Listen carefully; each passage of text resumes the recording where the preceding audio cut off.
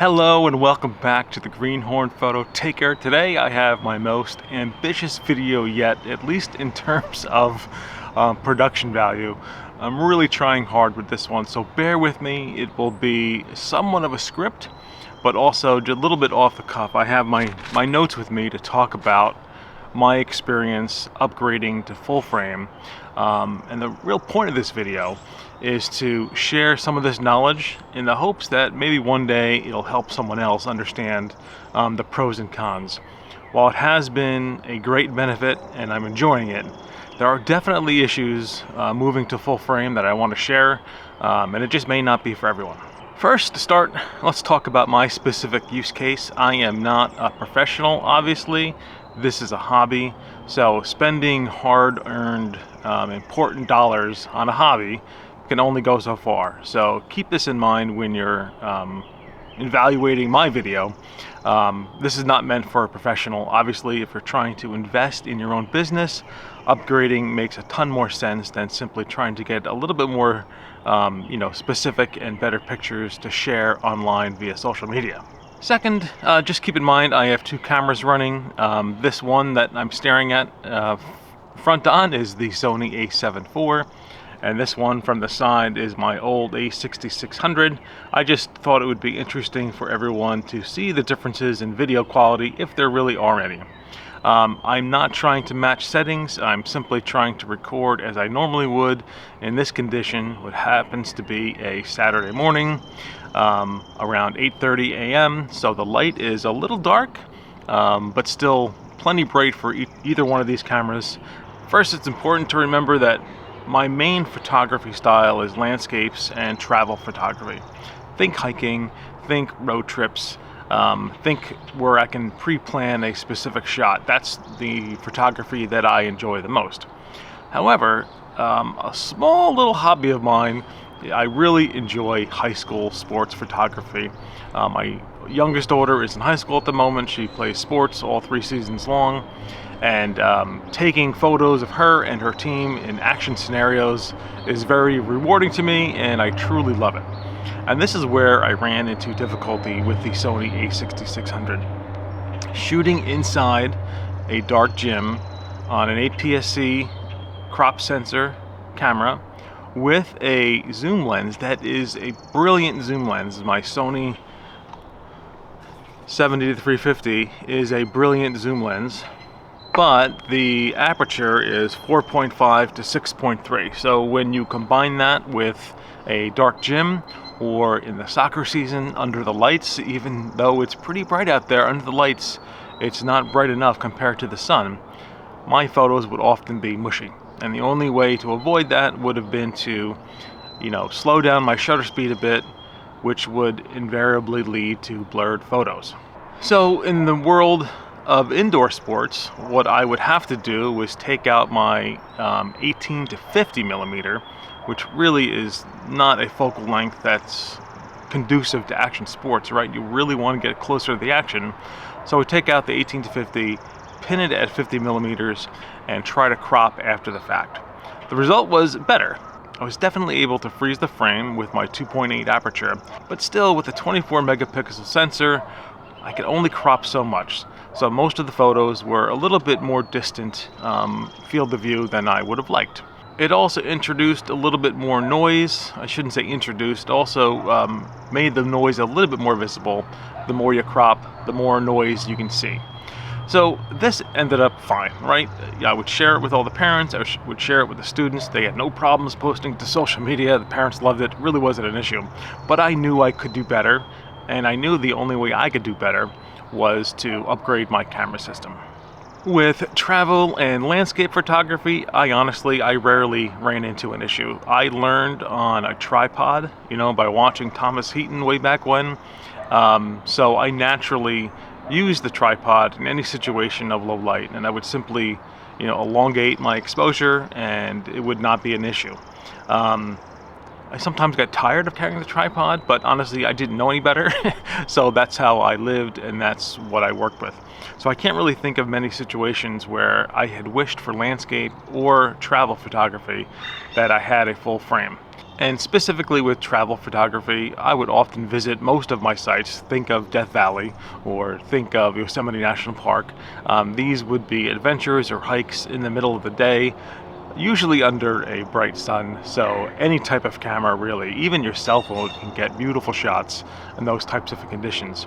Please remember, as I said earlier, I'm not a professional, so by all means, I know that a professional photographer would benefit from full frame in the scenarios of travel and landscape.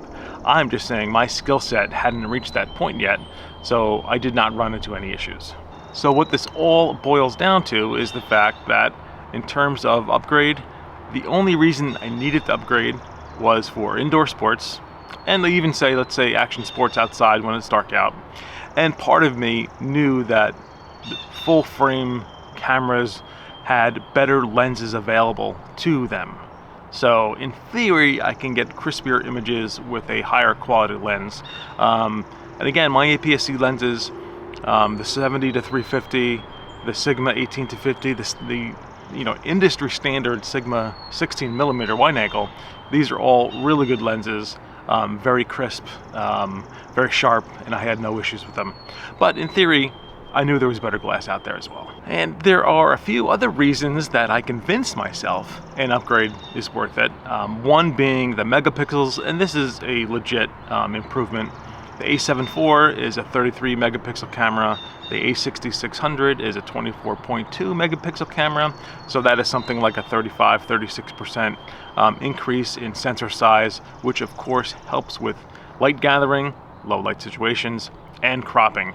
Even in landscape photography or travel photography, even though I would sit there for a good half hour composing a shot, I would invariably get back home, load these photos up onto Darktable, and still want to crop them because I missed something in the moment.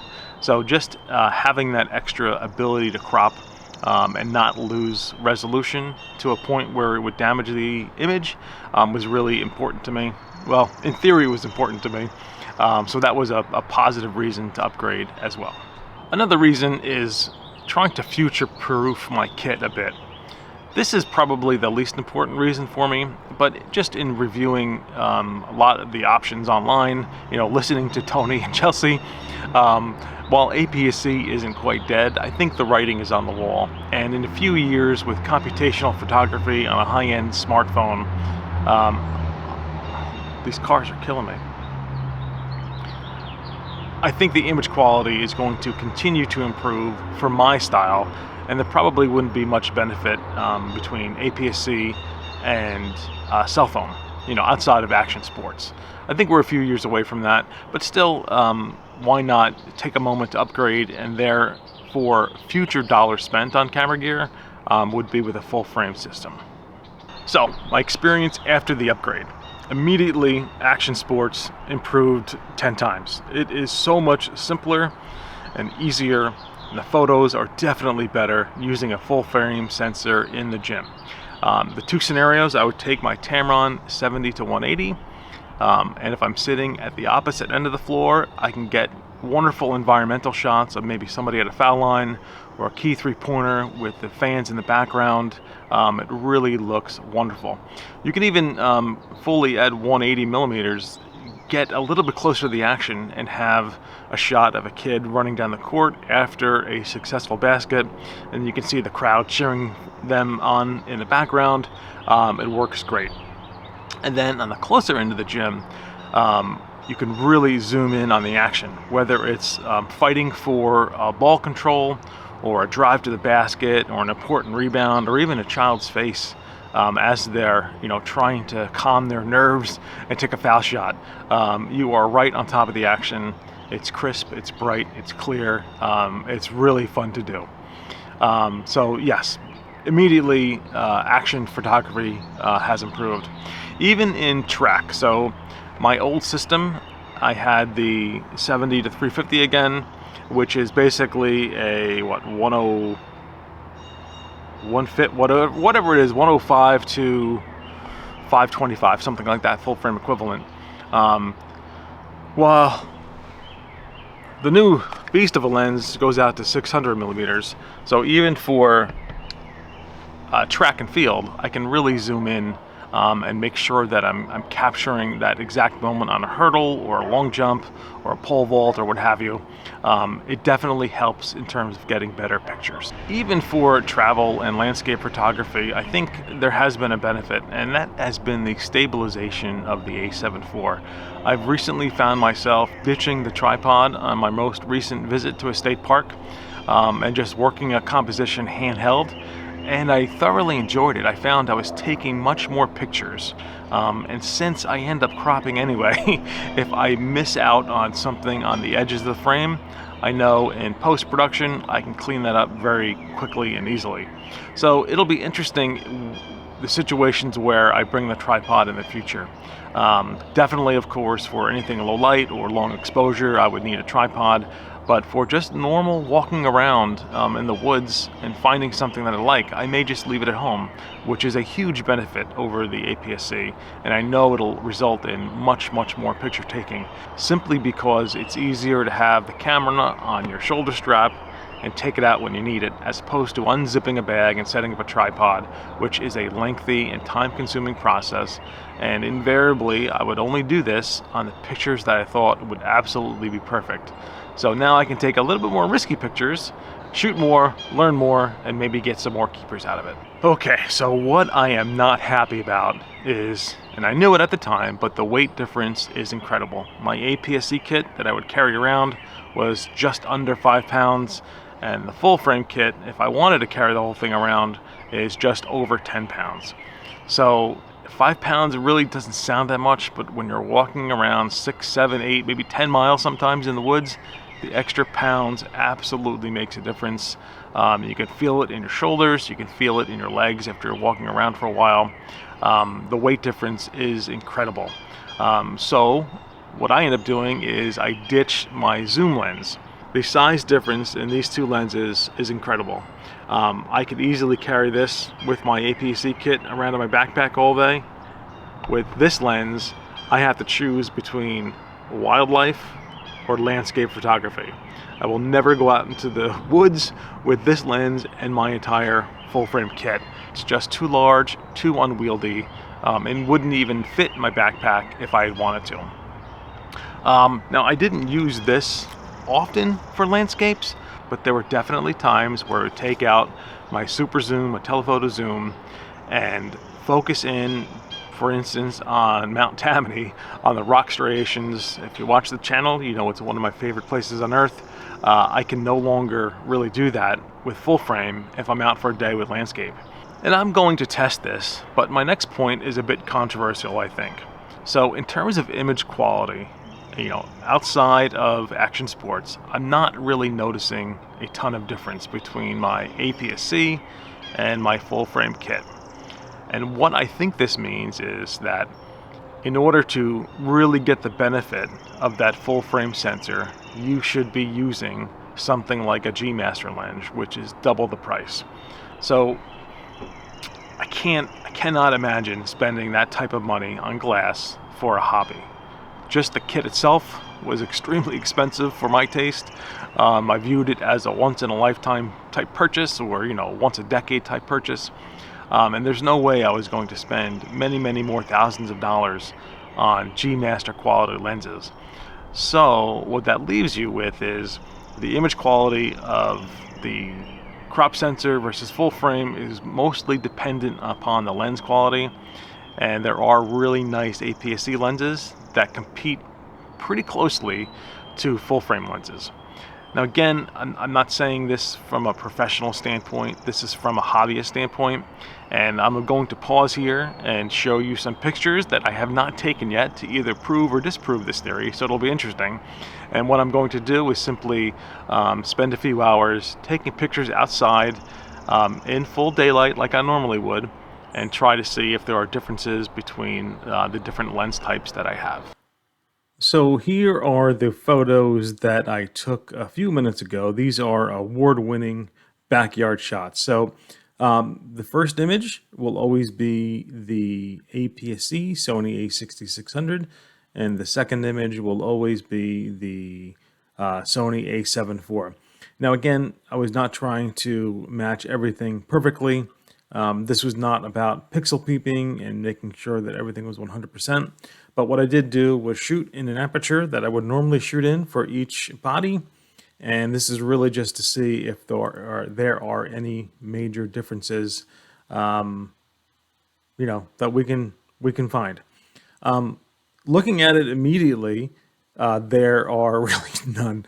I mean, it is basically the same photo, just with a slightly different field of view. I do want to zoom in a little bit and see if we can find any detail changes. For instance, here, let's look at the grain of the wood here. This is on the A7 IV, and the grain of the wood, basically the same. Maybe a little bit softer on the other one, on the APS-C, but not really. No, that looks the same. So I think there are slight color variations, but when I'm looking at this, I'm really struggling to find a difference. So the APS-C was shot with the Sigma 16mm. This is I don't want to say world-renowned, but it is a world-renowned lens. Anyone who has an APS-C camera for Sony, I think they have it now for Fuji, that 16mm is a highly, highly regarded lens. And what I'm comparing this to is the Sigma 16-28 for full frame. So both Sigma lenses are really nice here. I only see slight differences in color. Maybe, for instance, the blues are a little bit darker on the, not really, they look the same. So for all intents and purposes, when comparing the Sigma lenses, this is pretty darn close. Next up, this is a wonderful shot of the moss growing on top of a shed in my backyard. This first one is with the 70-350, zoomed fully out to 350 millimeters, which is equivalent to about 525 millimeters on full frame. And so compare that with the Sigma 150-600, and this is about 536 millimeters, pretty close. And again, I see color differences. This one's a little bit warmer, but other than that, I mean, you tell me, is there a difference? I don't really see a difference. The bokeh in the background, I think because the depth of field is a little bit creamier on the full frame. So here's the full frame. It's definitely more creamy here, which is fine. So there's a definite difference there, but that's not enough for my style of photography, as I spoke about. I do landscape and travel for the most part, which I don't really want any bokeh in the background. That's not the intent there. So again, those two lenses and that same body, or those two bodies, it's basically the same picture. This next one is more of a mid-range focal point. So this is 100 millimeters. This is also on the Sony 70-350. I do have a Sony 24-105 constant f4 lens, but I know that is soft, and I only use it for video reasons because of the constant f4 aperture. So this is just the 70-350 at 100 millimeters compared to the Tamron 70-180. And again, you tell me, but I don't really see much of a difference at all. Let's just pixel peep for the fun of it. I don't think I pixel peeped on this one yet beforehand. Yeah, everything is sharp. There are obviously spots of highlights that we can look at. If I come over here, let's just take a look at the spotlight. Maybe it's a little softer. Maybe. I think I'm looking for it. What was the ISO? This is ISO 100, and this is ISO 100. Yep. So I didn't mess that up. So for all intents and purposes, right, photography, when it comes to just shots where you want everything in focus, I cannot tell a difference. I truly cannot tell a difference. And finally, just for macro purposes, This was the Sigma 18 to 50 versus the Sigma. I'll put it on the screen. I forget what it is. It's another. I honestly don't remember what the focal length is. But again, this is the same darn image. I think if I recall, I think the black was a little bit darker on the full frame. So again, this is the full frame. Let's see if we can see any difference in the sharpness of the letters versus the APS-C. Come on, it's the same thing. So this was really frustrating to me because I thought my photography would immediately improve. But for landscapes, my goodness, it's really more about low light. So anyway, I thought I would share that so no one else makes, I don't want to call it a mistake because I'm very happy with the kit. It's not worth the upgrade for my type of photography. And while I'm sharing some pictures, let's just quickly take a look at the action photography. This is with the A6600. Sorry about the white balance. I recently finally figured out how to use a white card. And it really does help, but some of these older pictures don't have one. So this is my daughter close up shooting with the 18 to 50 that I just cropped in. So that's a fine photo. There's absolutely nothing wrong with that photo. And then, you can tell it's a little grainy here.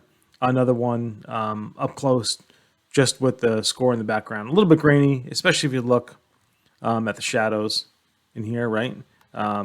You can't really zoom in any further than I did without really losing information.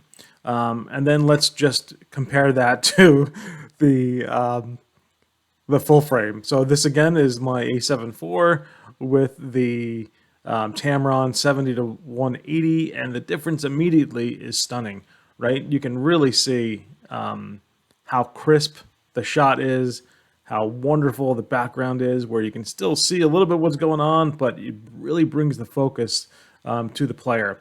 And as I mentioned too, you can get environmental shots where this is from across the gym, right? I'm sitting at the opposite end, so this is at 180 millimeters. And this is definitely a proud dad moment, but she hit a shot, a three-pointer to take the lead in the state sectional final, hit it. She's obviously excited. You can see all the people in the background going wild, right? This shot is impossible on the A6600 from where I was sitting. So in terms of action photography, it is leaps and bounds better because of the low light performance. I also misled myself in a few areas. The first is the ergonomics. Everyone talked about the ergonomics of full frame versus APS-C. Now I'm coming from a world where I never had a camera before. I didn't have a DSLR, so I had no basis of comparison. So absolutely the A7 IV is better in the hand than the A6600. There are more buttons. It's more comfortable. But at the same time, I would have no hesitation if suddenly the APS-C body ended up being the better quality and I can get better images. I would never not use it because of ergonomics. So ergonomics is a big focus point whenever you're watching reviews on YouTube or online. And while it's all true, it's really not a deterrent for me. So the ergonomic benefit was minimal. Yeah, definitely easier to use, but not a showstopper by any means. Also, interestingly, with the APS-C, the field of view was just not nearly as shallow as you would get on the full frame, obviously. So when I'm taking a landscape photo, having full field of view is a positive thing. So it has been a little bit more difficult for me to make sure that the entire image from background to midground to foreground is sharp on the full frame, because it has a shallow depth of field compared to APS-C. So that has been a little bit of a struggle at times for me. With the APS-C, I didn't really have to worry about it. The whole field of view seems sharp anywhere after f8. But on the full frame, I'm really pushing it, sometimes f13, sometimes f14, to try to get the full field of view sharp. And even then, if something's immediately in the foreground, I have no option but to focus stack, which I really don't like doing. I'd rather be shooting the camera than worrying about how to use GIMP better to combine photos after the fact, post-production. I totally understand that a lot of people do this and it's a hang-up of mine, but I don't enjoy it, so I want to try to capture everything I can in camera. There are definitely, I'm going to call them hidden costs, even though, a little bit of research reveals that they're not hidden at all. But upgrading to full frame and really getting the use of my A7 IV makes me use the CF Express Type A cards, which is like $500 for a 500 megabit card. But you really need it, especially for action photography, because you can't utilize your quickest frames per second shot taking ability with the A7 IV without it. So I like to shoot in RAW, and in order to get 10 frames per second in RAW, you need to use these very fast CF Express Type A cards. If you're using your standard SD card, you can only get maybe 7 or 8 frames a second, which really ends up mattering. So that was a little frustrating, or more than a little frustrating, to realize that I had to spend an extra $500 on top of all the gear cost just to get a memory card. The A7 IV has 10-bit 422. The A6600 can only do 8-bit. But unless you have incredible file storage capabilities, it's not worth it to shoot in 10-bit for me. I tend to save all my old footage to go back and plop it into a video that I do in the future. So, I don't want to have 15 external hard drives lying around by the time this journey is over. And shooting 10-bit at that high bit rate, I can't do it. So I'm only shooting in 8-bit, and I'm going to live with it. Again, for my purposes, with minimal color grading, I don't think it's an issue, and the 4K is still beautiful, but I'm not getting the most out of the full frame sensor if I'm not shooting the highest quality video. So in the end, was the upgrade worth it? I think where I net out is I don't regret it. I'm happy I did it, but no, it's not worth it. And let me explain that for a minute. I happen to be a little lucky this year and receive a bonus from work that really helped offset the cost. So it wasn't as much as a financial hit as it would have been otherwise. And because the upgrade has only allowed me to truly get better sports photography photos, which frankly will only last another year before my daughter moves on to college, it seems like an added expense that only worked because I was lucky enough to have a little bit of extra money at this specific point in time, and made a impulse buy. Other than that, really using the APSC for my purposes is 100% fine and acceptable, and in a lot of ways simpler because of the weight difference. So I think the moral of the story is, don't fall for the hype around full frame until you really think about how you use a camera and what benefits specifically you will receive from using or upgrading to full frame. In my case, there are benefits, but it is not worth the expense of a whole new kit. It's really not even close to being worth the expense of a whole new kit. So I think in the next month or so, I will continue to exclusively shoot on the A7 IV, but then sometime during the summer, I'd like to switch to the APS-C again, just to see the differences. I think what I'll find is ergonomics will matter more than I suspected. Having additional customizable buttons, having a flippy screen, having a better spot for the microphone that doesn't block the flip up screen on the A6600, I think will make a huge difference in my workflow in scene, in environment. But I wonder if that'll all be worth it because of the weight difference when I'm outside hiking. So continue to watch. I look forward to updating it. Hopefully this wasn't too long. It took me, I'll say some, I'm going to say courage, but that's not the right word, to put together a video like this. I really still feel like I'm a greenhorn, and there are so many better avenues out there on YouTube to get camera information from. But at the same time, I think my experience is probably just a little unique in the journey that I've gone through as a hobbyist. So if you're a hobbyist like me, hopefully you received some good information here. Let me know in the comments if there's anything else you'd like to know about or hear about. Thank you very much for watching, and get out and explore.